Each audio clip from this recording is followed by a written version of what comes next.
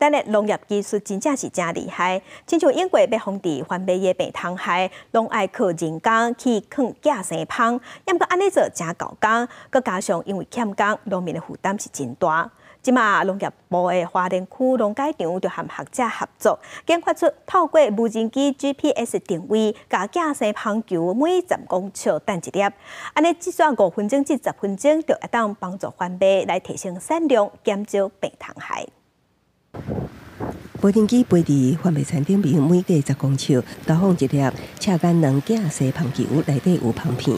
球表面有镭射切割出来幼幼的蜂，防止雨水高压进入，佮会当互体型真细的车间卵蜂孵出来了后顺利飞出，以生物防治方式抑制害虫番麦病孵化。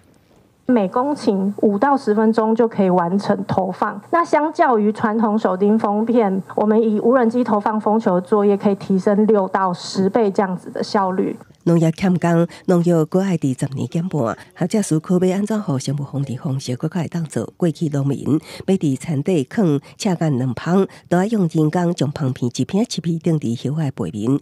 研发学者表示，后来为扭卵机得到灵感。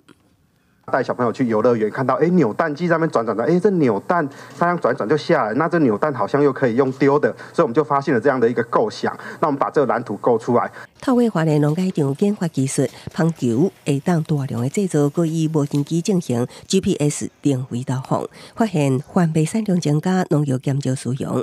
另外，盐水区农会也合作运用伫高雄，害虫归害率明显降低。蜂球投放它本身不是农药，所以它不会有吸入性的一些危害在我们的农友本身，所以我们认为它是安全性也顾到了。